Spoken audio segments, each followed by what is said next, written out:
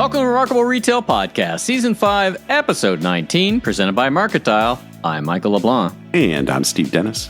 So, Steve, blue check, white check, or are you just going to ask the waiter for the check and get the hell out of Twitter? How are you feeling this week about Dr. Evil's social media empire? It's not exactly retail, it kind of is. How are you feeling? Well, some of you may have seen the meme that showed up on Twitter about I guess Kanye saying, "I can't believe I ruined my career so quickly," and then Elon being, "Hold my beer."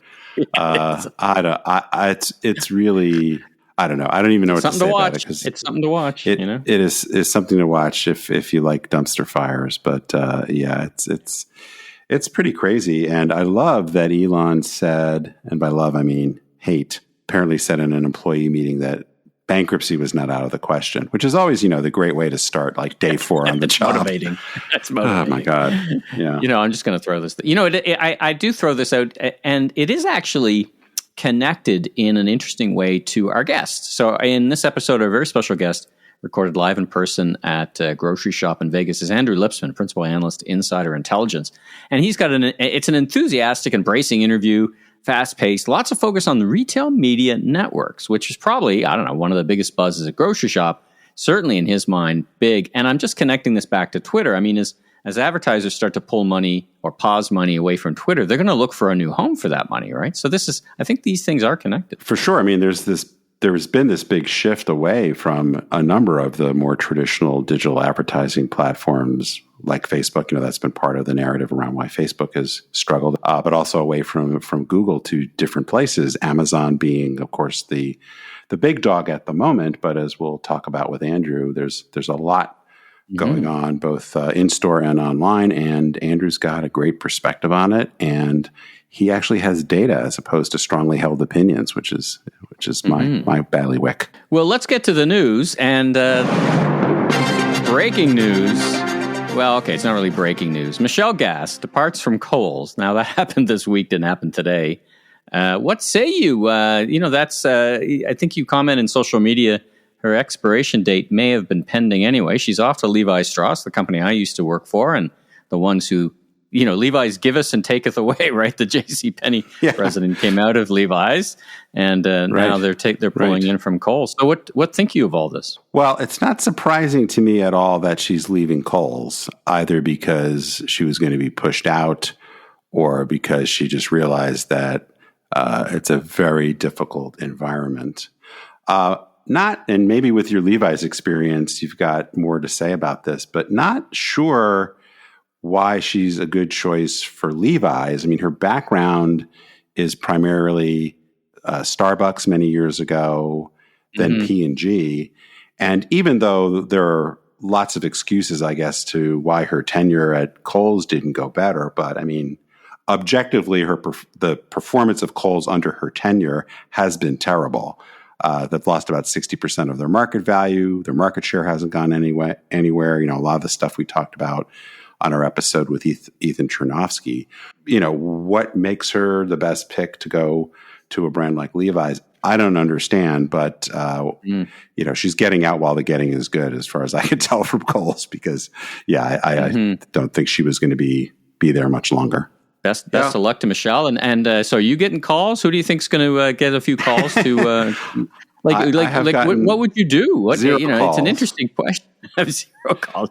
Not to start the rumor here, but I've gotten 0 calls. It's certainly a tough position to fill because you do need. I mean, there's certainly plenty of former department store executives that, in theory, are well qualified to do it. I don't know that getting somebody. I mean, they need such a bold transformation that I think trying to find somebody who knows enough about the guts of the business that brings a real outside perspective. So I don't know, I think it would be interesting to bring somebody more from a luxury upscale service perspective into the mix than to necessarily bring somebody, say, more from the value side of retail. And the interim CEO, that's his background, Burlington Coat Factories.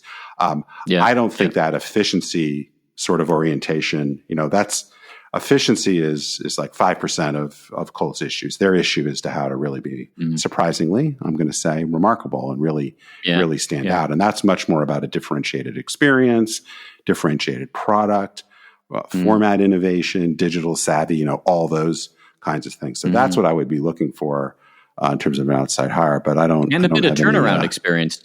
Right, and you're going to have a bit of turnaround. I mean, they've got to. I don't know that much about the Kohl's culture, so I'm not necessarily sure that that's a huge struggle. Like I have my own experience at Sears, where that was a big barrier to turning the place around. I don't know how big a challenge that is, but it is a turnaround, and you have to really approach it as such. Let's move on.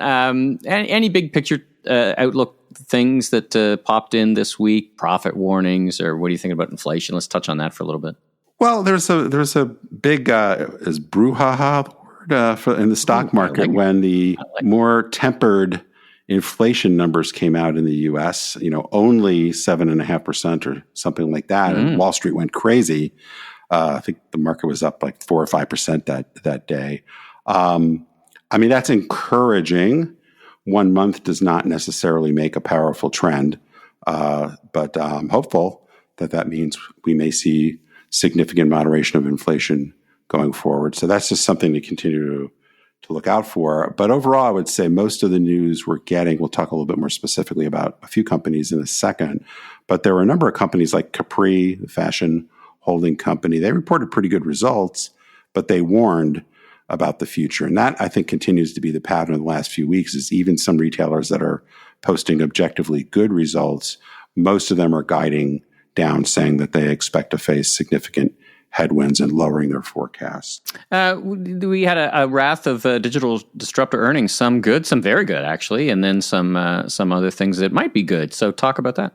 Yeah, it's sort of the good, the bad, and the maybe, I guess. So on the good side, Mytheresa, the German e-commerce Germany-based luxury e-commerce company, reported a very good quarter. We had Michael Klinger on the podcast a few weeks back, talking about great interview. What is really interesting.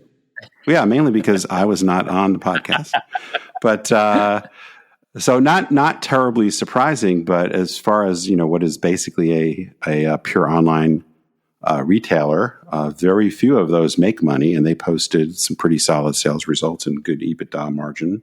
Then there were a bunch of really bad ones. Again, not too surprising, but Allbirds, The Real, Blue Apron, Carvana, which is not a traditional retailer, all had very, very significant losses, and for the most part, their stocks took a pretty big hit. There's also, I hadn't thought about these guys for a while. Do you remember Birchbox, the subscription? Oh yeah, beauty. They were a big thing for a while. Yeah, they were sort of hot and heavy there for a few years and got a lot of publicity. There's some rumors they may be liquidating. I don't know if that's true or not. So that's not earnings reports, but that's not good news. The more promising, I think, in a lot of respects, was Warby Parker's earnings. Their sales growth was not spectacular. They still lost quite a bit of money, but their margin of loss was decreasing. And just to kind of contrast with Allbirds a little bit, and I guess we could put a link in the notes. We did have a in-depth discussion with Dan McCarthy about the customer economics of Allbirds and Warby Parker after they both went public last November, I guess, or October. But if you look at Allbirds' results, their sales growth is really flattening despite having opened a lot of new stores, which you think would be pretty accretive to their sales performance. And their margin performance continues to be quite negative. You look at Warby Parker, much bigger company, been around longer, most of the underlying metrics are quite positive. So when you think about why they're not making money, a lot of that has to do with still being under scale in terms of their store performance. Their stores are performing well, they claim, according to their model, and they actually went into a fair amount of depth on it. But the stores are still at about 85% of their sales level pre-COVID. And, their belief, which makes sense to me, is that there's still hesitancy for people to go into stores, particularly for things like eye exams, which they've been adding to many of their stores. So I like, I don't love the fact that they're 13 years old now and close to 200 stores, and they're still, $20 million or something short of making money. But I do think the metrics underneath are quite encouraging. And if you believe that people are slowly going to be returning more and more to their sort of retail, I think there's a real chance for their performance to accelerate. Let's talk for a minute about Amazon. So kind of a couple of phrases and words and sentences you don't typically hear with or associate with Amazon, which is cost cutting and profitability reviews and things. We're really seeing a big change culturally around how they're approaching the business. Yeah, we've been getting glimpses of this, I think, since Andy Jassy took over.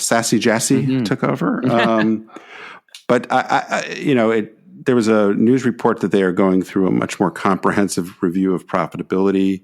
I mean, I guess when you lose $1 trillion in market value, which is just mind-boggling. I cannot get my head around. But they are the first company ever to lose $1 trillion in market value. I think the stock's down more than 50% in the last year. So that will grab your attention. So they are definitely going into, as you said, a really kind of different mindset, an approach to just kind of going after growth for growth's sake. One of the things I thought was really interesting from the story that talked about these profitability reviews is this little nugget that the Alexa business division loses $5 billion a year. That's almost metaverse at Meta kind of money. Yeah, and I guess it hadn't... Like these numbers, it's just, when I read that, I'm like, where do you spend $5 billion? And is it that you're making... You must be selling product below, like, first cost? Like, when I buy an Alexa, I pay an X, and it actually takes... Like, are they below first cost? Like, does that associate with that? It's just the mind. I had never really thought about it. And, we have tried to unpack... And I had a conversation with somebody who understands Amazon's profitability much better than I do. Some of you know, but I'll be mysterious about it because it was an off-the-record conversation. But we were trying to parse out some of the retail profitability versus the ad profitability and all that kind of stuff. And one of the things that was brought to my attention was that Amazon writes off a lot of the NFL rights and things like that, which can make their profitability look a lot worse on a GAAP basis.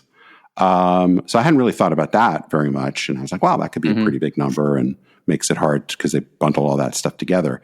The whole device part of it, voice commerce part of it, I hadn't even thought about as being particularly, I mean, obviously it's a big business, but the fact that it could swing their performance that much was mind-boggling to me. So we'll see what comes out of this. Last but not least, I had to laugh several times this week when I looked at some headlines, and I just wish you and I were together when I was watching your reaction to looking at some of them. Consumers plan to do more holiday shopping in stores and online, and just these Shopify put out record numbers this year, and like, what did you call it? The Department of Useless Headlines. It's like, okay, well, there was two things about this. One, when I saw the headline, I was like, well, the more accurate headline, which I posted on social media, is consumers plan to do more holiday shopping in stores than online, continuing unbroken record since the beginning of time. Because that it's not news. Like, stores do more than online on average everywhere, every day. So that's not news. All right. Well, just before we get to hear from a great interview with Andrew Lipsman, let's hear about something you and I are up to coming up in January. Hey, Steve, are you a Frank Sinatra fan by any chance? Well, it turns out I am. Well, start spreading the news. We're coming to town, strapping on vagabond shoes. I want to wake up in a city that never sleeps, king of the hill, top of the heap. Well, that's right. We're actually heading to the NRF Big Show in New York in January. In addition to meeting with and interviewing our top retail leaders in the industry in the Market Dial Booth podcasting studio, we will be on stage with Gretchen Gantz, Senior VP of Strategy and Analytics from the most remarkable Container Store. So see us live in person Monday, January 16th at 12:30 on Expo Level 3, Expo Stage 3 for Shift Happens, Choose Remarkable or Irrelevance, brought to you by Market Dial. Well, welcome Andrew Lipsman from Insider Intelligence, the brand I think formerly known as eMarketer or part of you. Maybe you can explain that to us, but thanks for joining us. Great to be with you, Steve. So let's just start out with hearing a little bit more about who you are, what you do, personal, professional journey, that kind of stuff. And then there's a lot for us to possibly talk about. I think we've got a few ideas, but we'll jump in after learning a bit more about you. Yeah, so I'm a principal analyst covering retail and e-commerce at Insider Intelligence, or eMarketer, as many people still know it. It's kind of a sub-brand.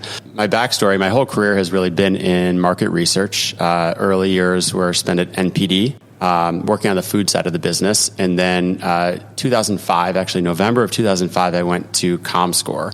That was actually the week that Cyber Monday became a thing. So a lot of people don't know this, but comScore was actually founded on measuring e-commerce. So it was the first company to really measure behavioral data for e-commerce. So e-commerce measurement has been a through line of my entire career. But over the years at comScore, we saw the evolution of so many facets of digital, and I had a front row seat to watching those industry trends as they evolved, advertising being a big part of it as well. And then a few years ago, I went to Insider Intelligence, and I've been covering retail and e-commerce ever since, but also at the intersection of retail and advertising. So today, holiday is a big part of my coverage. That's maybe 20% of what I do with my time, and then I would say about 70% of my time is going to retail media networks, which has obviously been one of the big themes of the conference here. One of the things I just love, I look at a lot of the material you put out and a lot of the analysis and just such a rich amount of data. I particularly like that you mostly agree with me because, I need, violent validation. Agreement. Yes. Yes, I need validation, my fragile male ego, but that's a different podcast. But I just would encourage people, if they're not familiar with the work that Insider Intelligence does and Andrew's analysis in particular, it's really, really on point and interesting. But yeah, let's talk about retail media networks. That seems like, and maybe I just wasn't paying enough attention to it, but I don't remember hearing very much about it even, maybe 18 months ago. And then here, we're recording this at Grocery Shop.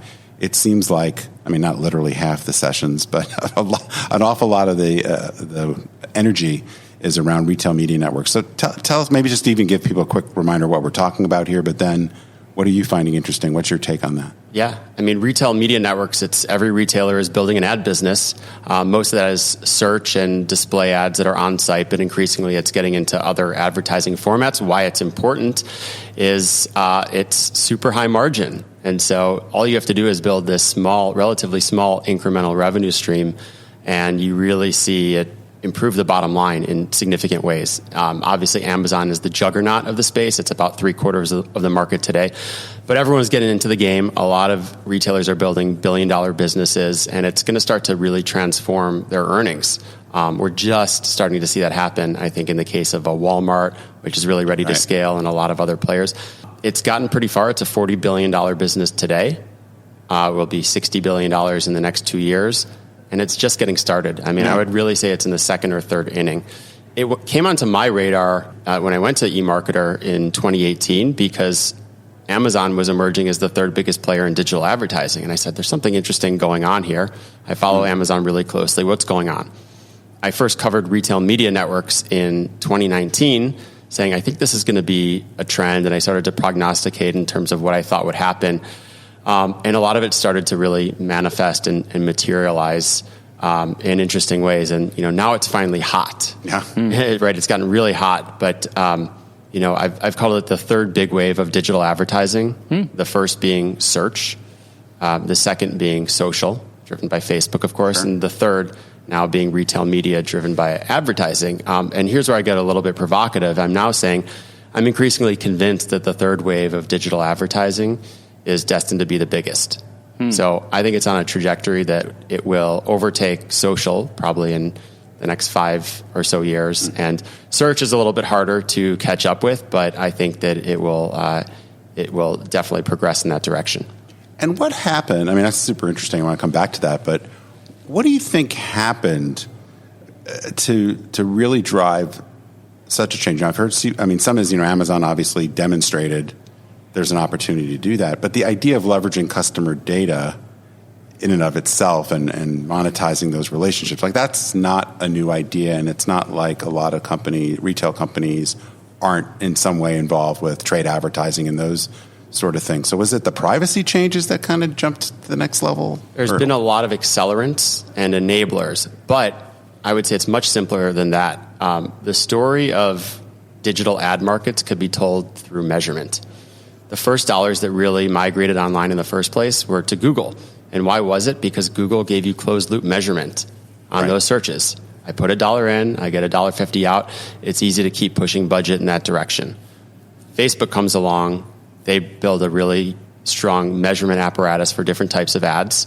But it was really when they moved to more performance advertising that the business really took off. Amazon just basically ran the Google playbook in the early days, but in a contextual environment where people are already primed to buy. And so it made sense. Now, every other retailer is just adapting that playbook, and it's working. We're just in the low-hanging fruit days of retail media because it's mostly search-driven. Yeah. But now you have this valuable first-party data that you can use to target ads further up the funnel into display, video, connected TV.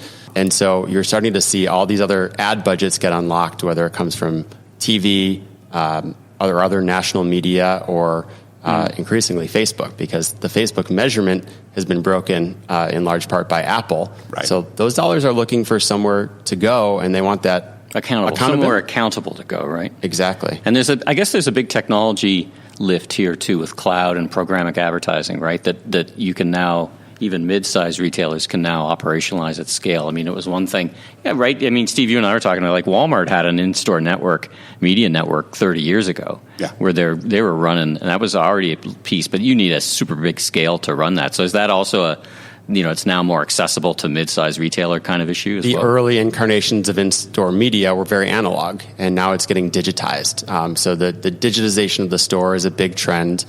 And programmatic is going to help feed that, and to be able to run those campaigns in a scalable way, both locally and nationally. So, again, that's another huge potential leg of growth for all of these retailers. Well, I guess a bunch of questions. Can you help our audience understand a little bit more about the different types of advertising? Because you've got the in-store part, as Michael was talking about, right? But you got the on-website. And endemic, and there's all these like different terminologies moving around. Can you just maybe kind of give us a quick primer on ways to think about that and your prospects, I guess, for each of those? So I'll break down the market. I mentioned $40 billion market today.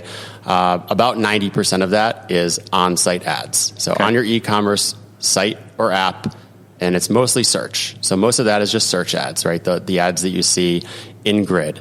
There's more and more move towards display and video ads on-site. But then increasingly, they are partnering with third-party publishers or connected TV platforms to then use that first-party data to target ads in the upper funnel on other parts of the web. So as an example of that, I get the example of you're a retailer that sells grocery and you're going to advertise avocados because you sell avocados. But is there also this happening where you're selling a product like cowboy boots and Ford Bronco wants to advertise to the people? Is that a piece of that as well? Can we subdivide that way, like completely different commodities than you sell kind of advertising? Yeah, so there's endemic and non-endemic. So I think the more obvious play is, listen, if I have a brand, if I'm Kraft Macaroni and Cheese, right, I also want to raise awareness and put that brand front and center to buy Kraft Macaroni and Cheese at Walmart. So I can target people who might be brand purchasers or category purchasers and target them on the open web. These retailers also, because a lot of these budgets just come from shopper marketing and trade budgets, they want to get new dollars. Right. So those new dollars... Right. They don't want to move money out of their flyer into this because that's a net zero, right? Absolutely. So they're really focused on trying to get those non-endemic dollars, right? You can think of these big categories like auto, financial services, right? You go down the line. That's a little bit of a harder sell, but it can work. Now, if you think about, let's take Amazon and Walmart because they're great examples because they have so much purchase activity from their buyers. You could think of any customer of either of those brands, and you have a pretty rich profile on people. You probably know those people who are new parents or parents of young children. If you're selling, a minivan, if you're an auto advertiser, would you want to target those customers? Absolutely. If you're selling life insurance, do you want to target those customers? Absolutely. So there are endemic plays that can work. And if you want to know, by the way, why Amazon is getting into NFL Thursday Night Football, that's why those are the brands who advertise there, and this is a way for them to be able to target those audiences through high value, TV shows, essentially. But it's not going to be as easy for a lot of retailers. So I get why they're after those dollars. It's just not going to be as easy of a sell. I think Amazon and Walmart have the best path to that.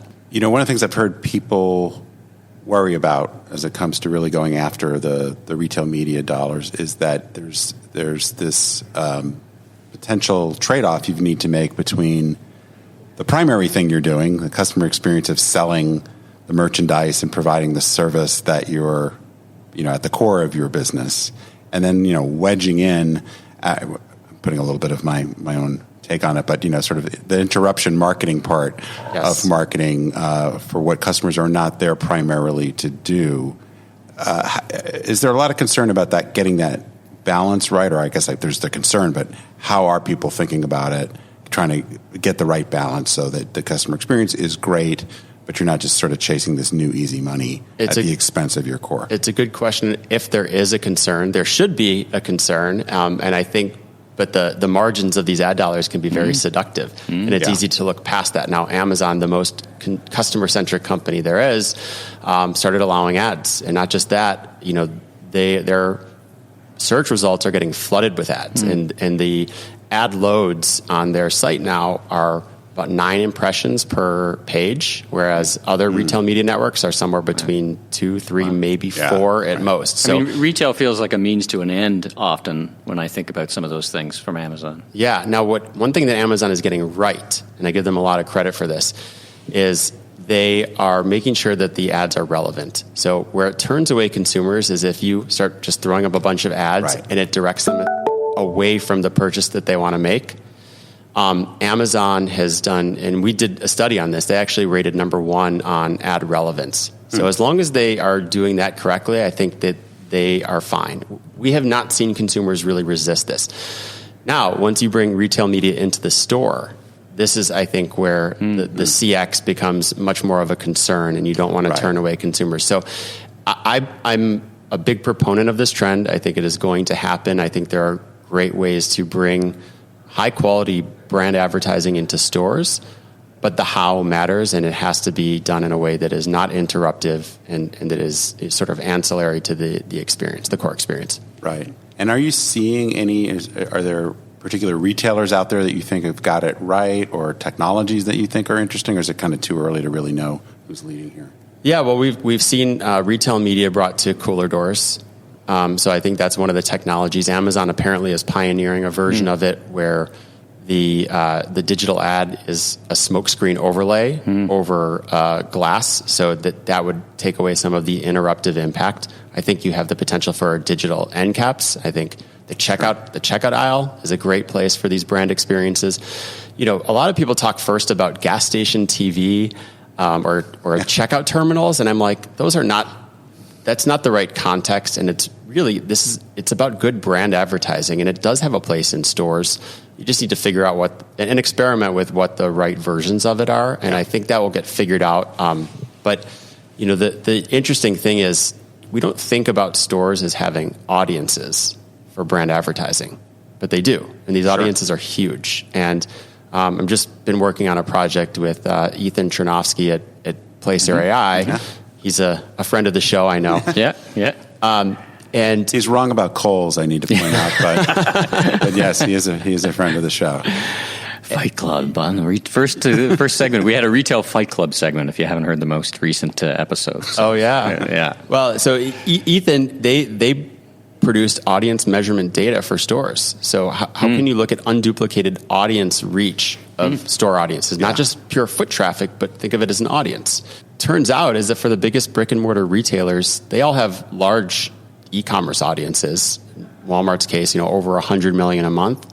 Well, guess what? It's over 200 million a month in store.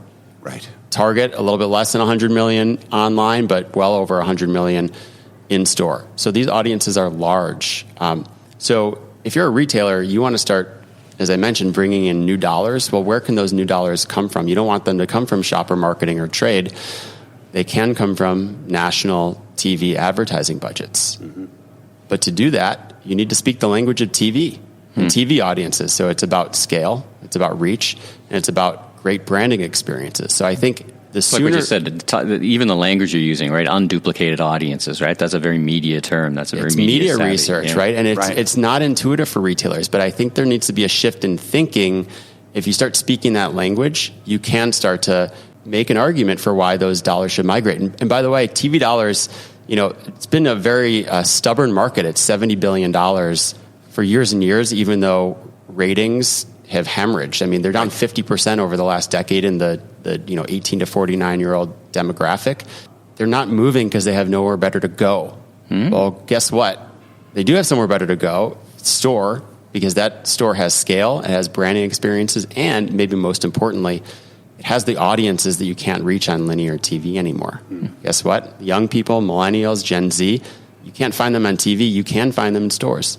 This is maybe a topic for a whole other podcast, but if you think about, just in general, stepping back, I've been just hammering the drum of, getting away from the channel-centric thinking for a long time. But it also strikes me that if you think about a brand more as a platform for a bunch of different things, you have that sort of orientation, you see what the customer experience needs to be in a different way. In many cases, you see the revenue opportunities in a different way. It's, it is thinking about it as here's an audience that I'm trying to acquire, grow, make loyal, et cetera. But that's not at the core of most retailers' thinking. And we were talking a little bit before we got started here about just organizationally, even what needs to change at some of these retailers. Does that question make any sense to you? But more specifically, outside of, say, Walmart and Amazon, are there any companies that you think are really get this and are ones we should be taking a look at to try to learn from? Yeah, well, so I'll take the first part of that question. So there's a shift in organizational and operational thinking to start maybe thinking about stores more as media channels. Yeah. It's not intuitive, and there's a lot of issues that you have to sort through, bringing store operations and IT and marketing and brand safety. By the way, if I'm going to start letting digital ads appear in my store, you better be sure that you can't get hacked. Yeah. Right? So there's a lot so it takes time. So I see the potential. At the same time, these things will take time, and we'll have to kind of progress incrementally to get to that point.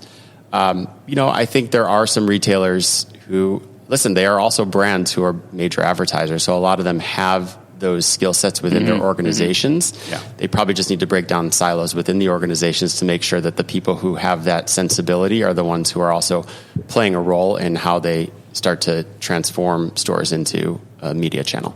At the beginning, you talked about how you divided your time, the tradecraft of what you do. Would you say 70% on media networks, 30% on holiday? Let's talk about holiday for a few minutes. Yeah.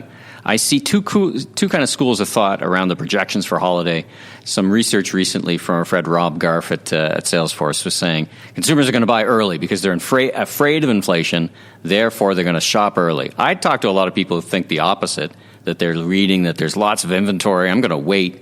What's your analysis thinking, and what are you thinking about this? Probably one of the more normal holiday seasons we've had in a couple of years. Yeah, well, so for years and years, there was always this talk track about, shoppers getting out and shopping earlier and earlier. And I think that came from the fact that retailers were promoting earlier and earlier. But how consumers behave isn't always in response to the promotions, right? A lot of times, most people would just take that tent pole of Thanksgiving, and that was their signal to get their engines revved and really start. That actually changed in the pandemic, right? The context changed so profoundly. Yeah. And then in 2020, as we all know, we had Amazon Prime Day thrown in October. So that was a real impetus to start your shopping early. At the same time, people were very concerned about supply chain issues, available inventory, and then getting packages on time. Right. And they were sitting at home with nothing better to do. Then think about, can I get my packaging? Yeah, so it changed that behavior in a profound way for that cycle. Yeah. Then, same thing, supply chain concerns became bigger and bigger last year. We saw a rough repetition of that cycle. We didn't have the tent pole of Prime Day, but people did start earlier. Mm-hmm. So I think the 2 years is enough time for it to be entrenched. So I think that the overall pattern will start early. I don't know if it's going to be necessarily as rational or logical in thinking through all of those those same concerns, but it will kick off early, and it does end up taking a little bit of the wind out of the sails of the Cyber 5 period. Now, it's still activity concentrates during it. They will be the biggest days of online shopping for sure, but they probably won't see as strong of growth rates as years past. So in all your time lately, you've got great access to data and thought leaders. Anything surprise you? It doesn't surprise me. I will say there have been a few times where I feel like I've been on an island taking a position on something. One was that everyone had talked themselves into a full recession by May and June. Yeah. And I kept saying, I'm willing to change my mind as the data changes, but I don't see it. And the reason was, everyone was looking at negative sentiment. And I said, first off, sentiment has decoupled from reality. Right. Yes. And it's been very politicized. I won't get too into that, but I will say, don't look too strongly at consumer sentiment. 1. 2, the absolute most important variable in consumer spending patterns is how much spending people have in their pockets. And so I look at unemployment rate. It's the most important metric, and it's at 3.5%, give or take. People are employed, they have money, their dollar's not stretching as far, right? Yeah. So they're not getting as much, but the growth rates are still there. We're still seeing high single-digit growth rates across retail. A lot of that is going to inflation, but the spending is still there. So don't expect that we're going to see growth fall off a cliff this year. I think overall, things are shaping up decently well for the holiday season. It's definitely not going to be a disaster. Yeah. I know we're coming up on time, but one kind of follow-on question from that. One of the things that Michael and I have talked about a bunch on the podcast is we haven't had this kind of inflation for a long period of time. So I think there's a little bit of an orientation. If you have a 5 or 6% sales increase, that's a pretty good number. Except now it's still dollars in the till, but it could be actually your customer count is lower, your transaction count is lower, and it just seems to me like that is a cause for concern. But we haven't really had this kind of environment to compare to. So part of me is that sounds worrisome, but part of me is I don't really know because we haven't seen this pattern before, really, in my entire career, and I've been doing this for. Yeah, and I'll give both sides of the coin here. I think the top line numbers should be okay, broadly speaking, right? Some will do better than others, but the top lines I think are solid. Particularly considering you got overconsumption during COVID, so you don't need another big screen TV. We bought so many of them, right? So you bought for it, and people are starting to travel and stuff, and not. Yeah, so it's shifting to experiences, but we'll see some pretty solid growth rates overall in aggregate. Shift in category maybe more towards essentials. The question is, what happens to bottom line performance? So retailers are much more likely to be squeezed there. But I will say this, the prospects are improving recently because as gas prices have come down precipitously, I don't know where I live, it was over $6 a few months ago, and now it's $4.10 most recently, so $2. That helps you on the supply chain. I think a lot of the shipping rates and things that were just astronomical have come down quite a bit. So Things are improving dramatically. So I think that starts to give retailers more margin to work with. It's not going to be a pretty picture, but it's certainly better than where we were at 2 months ago. Yeah. Well, listen, it's been fantastic. I mean, we could probably go on for many, many hours. You're here at Grocery Shop. You've been on the stage. You've been doing some great interviews. So look forward to hearing some of the output of that. So I wanted to thank you for joining us on Remarkable Retail Podcast. Just, like I said, we could go on. We got to have you back on because there's so much interesting things going on. You've got such access to great data. So thanks for joining us here. Yeah, thanks for inviting me. Happy to come back anytime. If you like what you heard, please follow us on Apple, Spotify, your favorite podcast platform so you can catch up with all our great interviews, including Hal Lawton talking about Tractor Supply's remarkable Life Out Here growth story. New episodes of Season 5, presented by Market Dial, will show up each and every Tuesday. And be sure to tell your friends and colleagues in the retail industry all about us. And I'm Steve Dennis, author of the best-selling book, Remarkable Retail, How to Win and Keep Customers in the Age of Disruption. You can learn more about me, my consulting, and keynote speaking at StephenPDennis.com. And I'm Michael LeBlanc, consumer retail growth consultant, keynote speaker, and producer and host of a series of retail trade podcasts, including this one. You can learn even more about me on LinkedIn, and you can catch up with Steve and I in person at the NRF Big Show in New York, January 16th on the stage, talking about what it takes to be remarkable with Container Store SVP Gretchen Gans. See you in New York, everyone.